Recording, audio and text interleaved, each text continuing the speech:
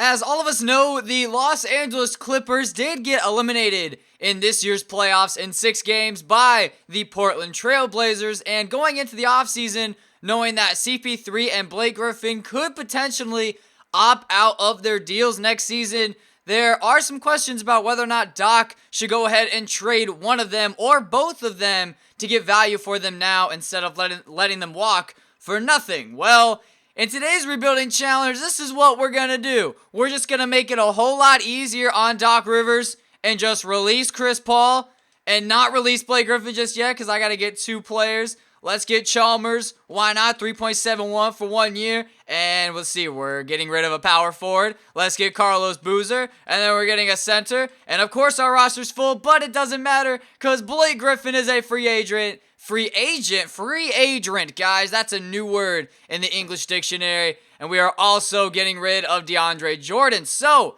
there you have it. I have not done one of these challenges in a while where I release the 3 best players on the team. I believe the next one that I will do in this type of series video thing is the San Antonio Spurs. Now, for that one, I don't know if I should get rid of Duncan Ginobili Parker and then keep Kawhi and LaMarcus. Probably not. Or should I just get rid of all 5 players? Let me know down in the comment section down below. But I did go ahead and make every single team have 14 players. So it will be possible for the Cavs to get him, or the Warriors to get him, or the Spurs to get these guys. So let's just see where these guys end up. And we are starting the year 0-3 so far. Not looking too great. And of course, we are going to take on the Warriors, who are 4-0. But where did these guys go, you may ask? Alright, CP3 goes to the Wizards, Blake Griffin goes to the Pacers, and DeAndre Jordan goes to the Rockets. So, CP3, I think, is the starting point guard for the Wizards. I mean, is he a higher overall than John Wall? I'm pretty sure. Blake Griffin on the Pacers, that'd be so nice. I wish that could actually happen in real life. And I said in my last video that the Pacers were going to win Game 7. And we kind of did it. But shout out to the refs, though. They kind of screwed us over the whole entire game. But, hey, that's none of my business. And then the Rockets signed DeAndre Jordan to back up Dwight or to be the starting center. That doesn't make any sense. You guys have Dwight on the team. Man, the Rockets are so damn dysfunctional. In the first trade of today's video, I will be sending Paul Pierce to the Indiana Pacers to team him up with the former Clipper Blake Griffin. And we are getting Solomon Hill in return, who was definitely beasting in the playoffs. I was very proud of him and what he was able to accomplish. It's just a shame that the Pacers are most likely not going to be able to bring him back next year. And if you guys haven't been able to tell already, I am a Pacers fan, so there you go. You guys can roast me in the comments. I am fully expecting it, basically. Jeff Green, what can I get for you? 29 years old, 76 overall. I don't necessarily want him on the team, but you never know what I can get for him. And if I can't really get anything, then I definitely will be keeping him. Yo, Enes Kanter is not a bad trade. TJ Warren is also not bad. We are also getting John Jenkins, the GOATs, CJ Miles, Gary Harris. Ooh, Jordan Clarkson. I mean, there's really no point in me getting him now, considering he's going to be a free agent. We could bring Lance back to the Clippers. Bobby Portis is not bad whatsoever. But in the end, I am going to go ahead and accept this trade from the Oklahoma City Thunder for Enes Kanter and Anthony Morrow. Yes, we are getting rid of Jamal Crawford as well. But, I mean, he's most likely retiring in the next year or 2. We do have our first-round pick, but I would really like to get the Sixers' first-round pick. That would be nice, but they really want my pick. Or I mean, like the Lakers pick, that'd be nice. No. And then the Wizards, they usually do bad in the first year. Let's just go ahead and accept this trade for Allen Anderson. And then I might just end up releasing him or trading him. In this trade, we will be sending Austin Rivers and Wesley Johnson to the Oklahoma City Thunder for Cameron Payne and Andre Roberson. When I look at this trade, really, we don't need Wesley Johnson, and Cameron Payne is going to end up being better than Austin Rivers. He is also 2 years younger, and he is also going to be on our team for longer, considering his contract is for longer. So Cameron Payne, welcome to the Los Angeles Clippers. And really, I think I'm done making trades. Here is how our starting rotation is looking at the start of season number 1. We got Mario Chalmers, Andre Roberson, Solomon Hill, Carlos Boozer, and Enes Kanter off the bench. We do have Cole Aldrich, the GOAT. We also have Cameron Payne, Luke Mbah-a-Moute, and Anthony Morrow with that 3-point cheese with like his 82. It's only an 82. I could have swore it was like a 90, but then again, usually it goes up to a 90 in like the second or third season in these rebuilding videos. Enes Kanter is someone that I will be looking to trade in the offseason, considering his contract is very large, and you guys know me, I don't really like large contracts, especially when I can get someone better than him in free agency most likely. And at the end of season number 1, no surprise here, Steph Curry does win the MVP award, averaging 30.5 points, 6.5 rebounds, 8 assists, 3 steals, and barely any blocks. Jahlil Okafor does win the Rookie of the Year, averaging 21 points. Joakim Noah wins 6th Man. LeBron wins Defensive Player of the Year. This is like the second time that I've seen this in these rebuilding videos. 10 boards, 8 assists, 1.5 steals, 2 blocks. Definitely very impressive from LeBron, who has gone on record saying that he wants to win this award. CJ McCollum wins Most Improved Player just like he did in real life. And Greg Popovich does win the Coach of the Year as the Spurs go 61-21, getting up for second in the Western Conference. So really, I'm not expecting anybody on our team to make any of these teams. Maybe like a rookie, but we don't have any rookies. Just kidding, I totally forgot about Cameron Payne. He does make the all-rookie first team, being our starting point guard. On the year, he did average 15 points, 3.5 rebounds, 7 assists, 1 steal, and half a block per game, while also shooting 43% from the field, not a 53%. And then there's your all-rookie second team. Kristaps is hurt, cracked neck vertebrae. Ouch, that's just no. That is rough. As you can see by our record, we were trash. Actually, not really. We were about like 5 games or 3 games out of the 8th seed in the playoffs. We were 3 games out. The Pelicans did finish 3 games ahead of us, and then we were 1 game ahead of the Nuggets. But first of all, how did the Cavs go 44-38? Doesn't really make a whole lot of sense. Yo, they added Rodney Hood. That's honestly not a bad deal for them to make in real life, because Rodney Hood is definitely a beast in real life. He is getting a lot better, but the Wizards went 29-53, so we are definitely guaranteed a top 5 pick in the lottery. And then here are the player stats on the year for those curious. JJ Redick did lead our team in scoring with 20.5 points per game. And what did he shoot from 3? He shot, 47% from 3. Definitely very impressive. He was one of our leading scorers on the team.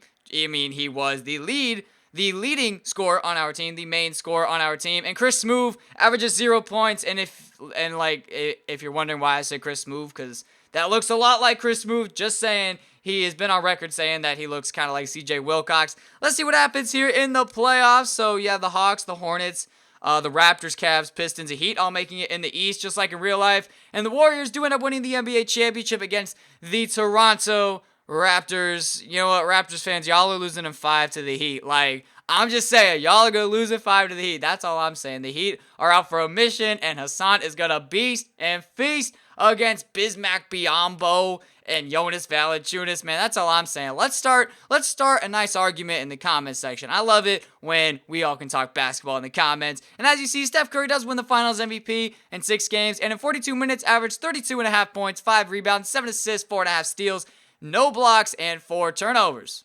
And we actually ended up getting the 6th pick in the NBA draft.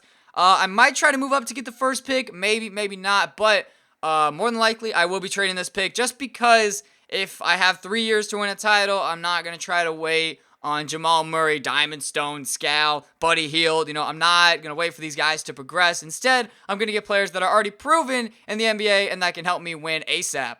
Right here, I will be accepting this trade from the Utah Jazz, as this is our first trade of the offseason and most likely our only trade. And it's Kanter and the 6th pick and the 14th pick for Gordon Hayward and Derek Favors. With Blake Griffin being gone and us not really having a nice power forward, and considering the power forward free agent class is pretty trash in the first year, we are getting a nice upgrade at the power forward. And then Gordon Hayward, I see your comments. Some of you guys are telling me to go ahead and get him more in my videos. So here you go, Gordon Hayward. Welcome to the Los Angeles Clippers along with Derek Favors. Now, let me just check real quick what I can get for JJ Redick. You never know what's going to come up. You never know if, like, Bradley Beal is going to come up. Just kidding, because he is a free agent. But nothing really too crazy coming up for him, and we don't really have any picks except for these 2 picks, which, honestly, I could trade right now and try and get a player, but there aren't really any players worth getting. So let's go ahead and simulate 2 free agency where hopefully we can sign some big-name free agents to help us win the NBA championship in our 2nd season. And after day 1 of free agency, this is the only player so far that wants to sign with us, and it is Michael Beasley. Now, of course, me being me, I had to go after LeBron and Andre Drummond and Bradley Beal. Bradley Beal's going to the Wizards because I think that they're going to match the offer. If not, then he is going to the Spurs. Drummond's going back to the Pistons, and LeBron is going to go to the Grizzlies. I really want Whiteside, and I really want Tony Wroten. I don't necessarily need J.R. Smith, but he would be a nice addition off the bench.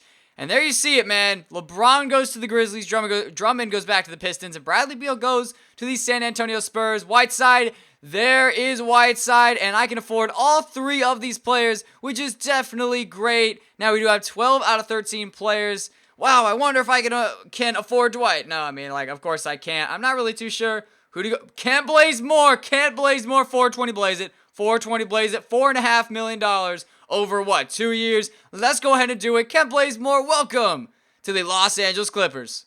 Let's see if the Charlotte Hornets will go ahead and accept this trade. Jarrett Jack, Andre Roberson, 2 first-round picks, a second-round pick, and J.R. Smith for Nicholas Batum and Cody Zeller, and they do end up accepting the trade offer. So now we do have our new backup small forward and a brand new backup center, and now Batum is our new 6th man. I mean, I like having Cody Zeller considering our backup center was Cole Aldrich, but, you know, Cody Zeller, if I can get something better for you, that'd be absolutely amazing. I don't think I will, but you never know what's going to come up. Mason Plumlee, that is not bad at all, but he is 2 years older, and they are the same overall. So that means Cody Zeller will most likely progress a lot better.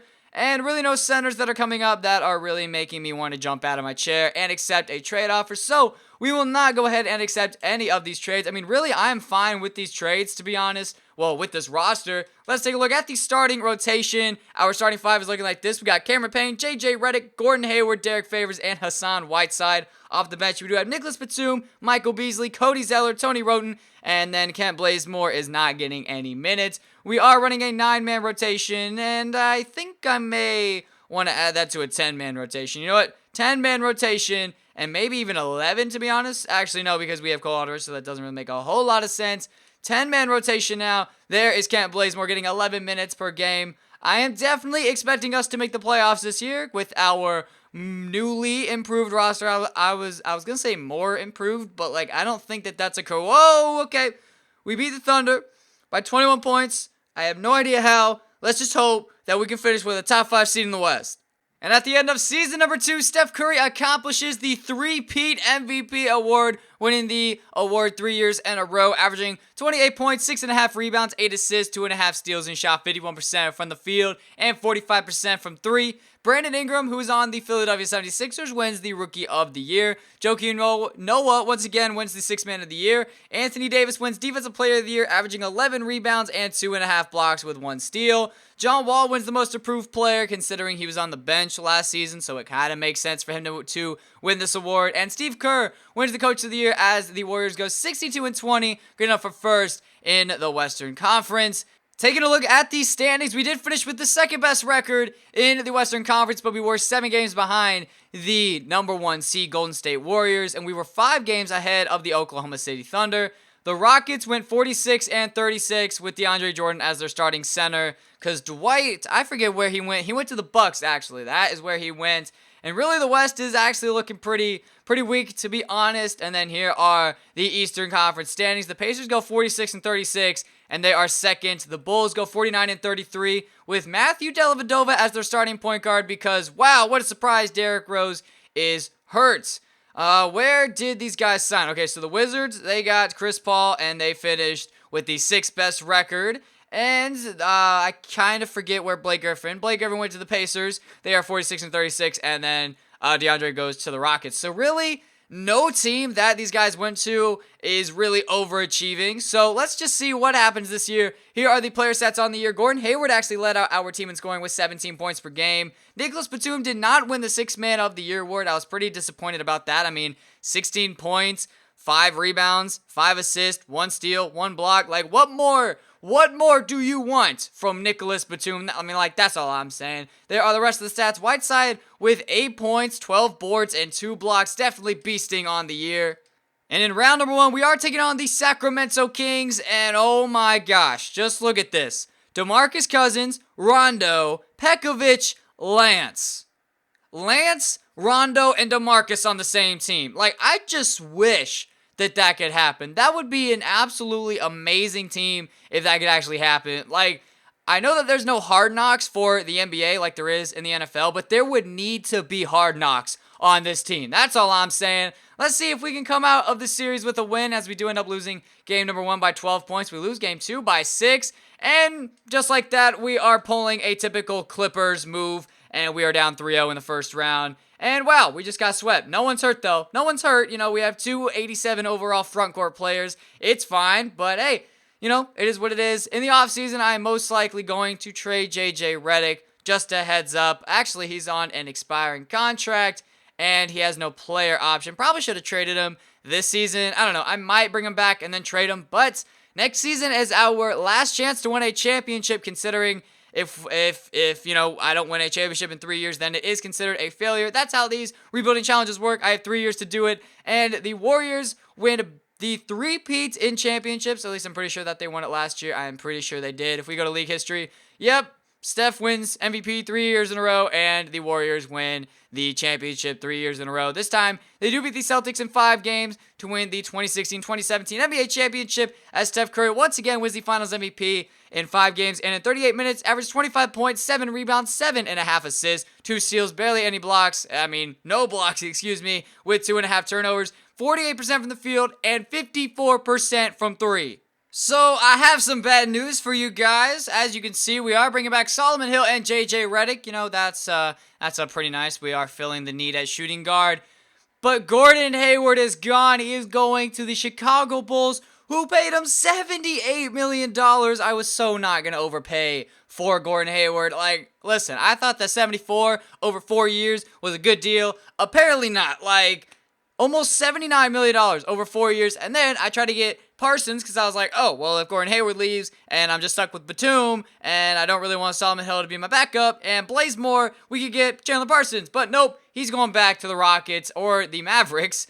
$47 million over 4 years, definitely a lot of money. Gordon Hayward goes to the Bulls, Parsons goes back to the Mavericks, and now we are sitting here as our lineup isn't really looking as great as it did last year. I do want a better shooting guard.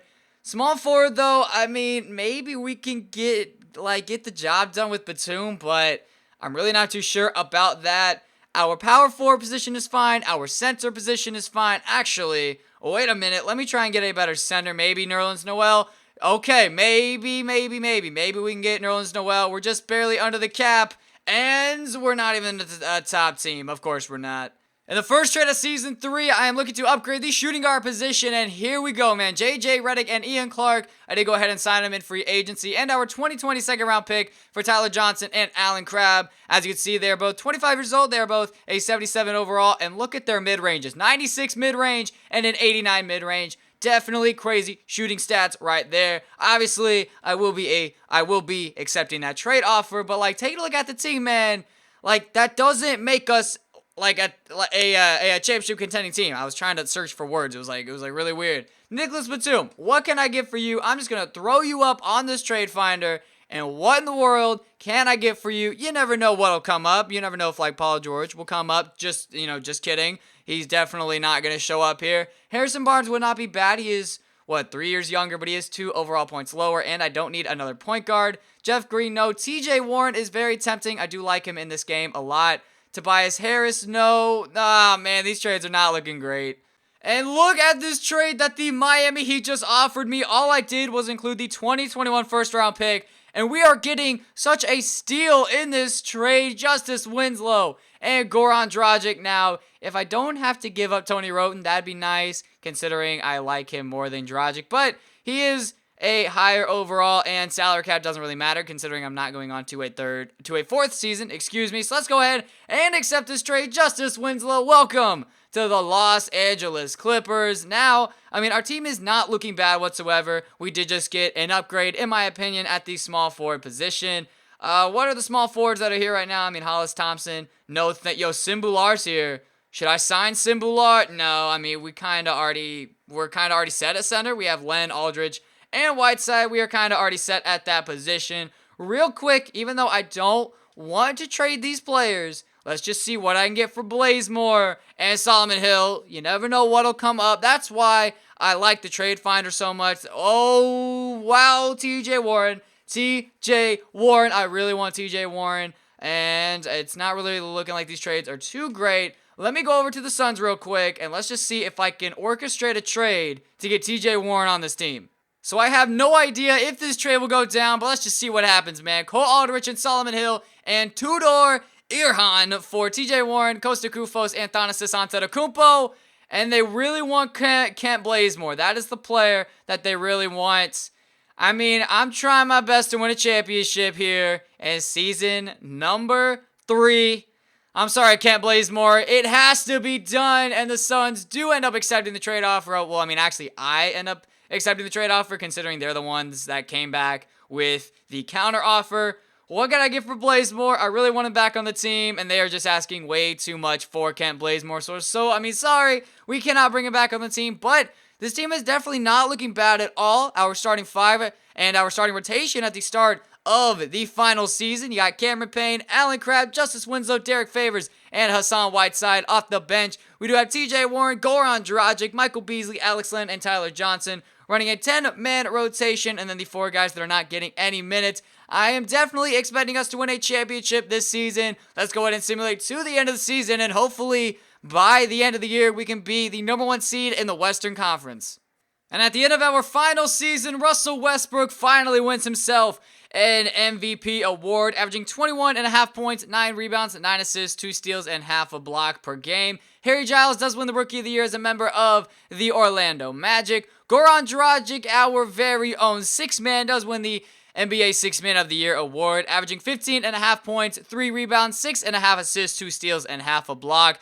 45% from the field, 30.5% from 3. Anthony Davis wins the Defensive Player of the Year. Shabazz Muhammad wins Most Improved Player, and he is on the Nets. And I did go ahead and bring Brad Stevens here in the offseason. Doc Rivers was really not just getting the job done. We go 54-28, good enough for second in the Western Conference.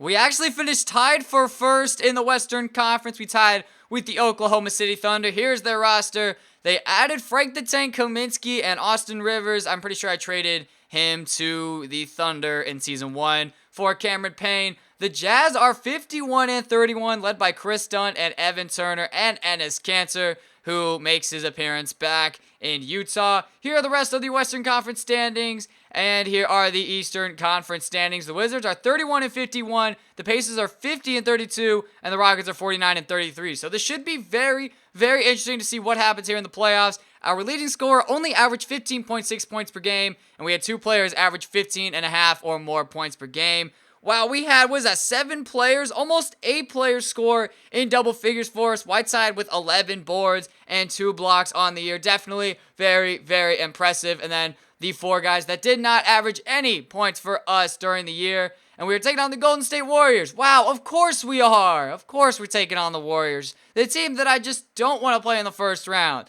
This is exactly what happened last year. We are going to lose this series. We are going to lose this series. I just know that we are not winning this series. There's no, okay, wait, we're up 3-1. Okay, you know what? Somehow Ronnie lifted the curse off of me in losing in the first round, and we somehow beat the Golden State Warriors, and now we're taking on the Utah Jazz here in the second round. You guys already saw their roster, so I don't need to go show it again. We do tie it up at 1 game apiece. They win game 3. We tie it up 2-2, and we do take the 3-2 series advantage. And we're on to the NBA Western Conference Finals. Yes, that's actually a thing. The NBA Western Conference Finals. Because, we are in the NBA. And we're not in the WNBA. The Clippers actually made it out of the second round. It's a miracle, man. And we're taking on the Oklahoma City Thunder. As they do win Game 1 by 6 points. They win Game 2 by 30. 2-1. We need to win this game. And we do. And the winner of this series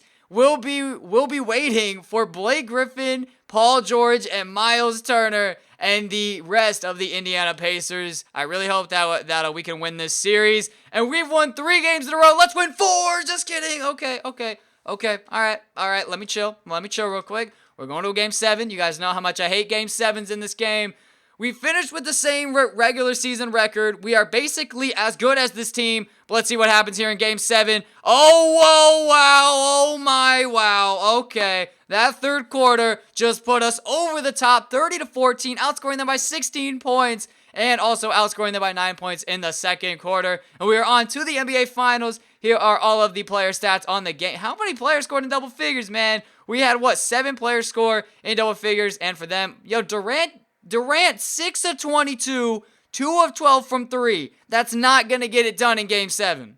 And here is this Indiana Pacers roster. They did sign Blake Griffin in Season 1.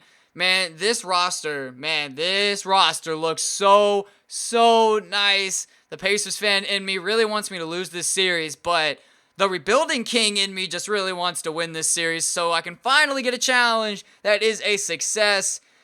I mean, this team is definitely going to be tough, but good news, Ed Davis is out for the season with a broken right thigh. It is the battle of the 2 seeds, and we do have the home court advantage as we do end up winning Game 1 by 6 points. They end up tying it, winning Game number 2. We win Game 3 by 2. We win Game 4, and we are up 3-1 here in the series, and we are back home in Los Angeles. Let's see if we can come out of the series with the victory. So far, it's looking pretty good. It's looking kind of good. 8-point game, and we are about to win the NBA championship here in the 3rd season. And with 18 seconds left, 137 points in Game 5. That is absolutely insane. And no one is scoring a lot of points for us. And we are also getting a lot of players involved. Oh my gosh. Let's just count. 1, 2, 3, 4, 5, 6, 7, 8.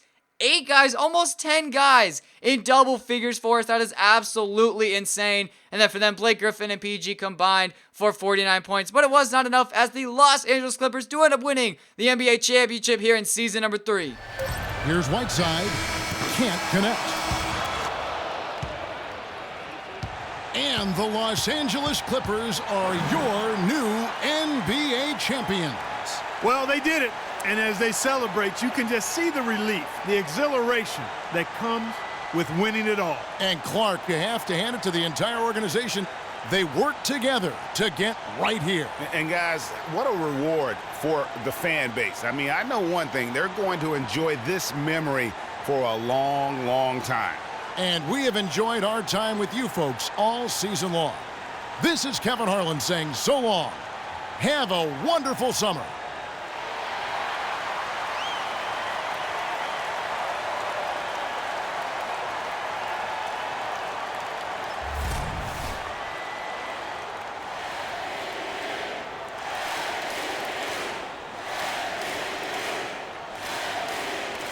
So there you have it. We do end up winning the NBA championship in our 3rd season, the final season, and in 5 games against the Indiana Pacers. And as you guys saw, Cameron Payne does win the finals MVP in 5 games, and in 27 minutes, averaged 17.5 points, 3.5 rebounds, 8 assists, 1.5 steal, 1 block, and 2.5 turnovers. Shot 44.5% from the field and 34.5% from 3.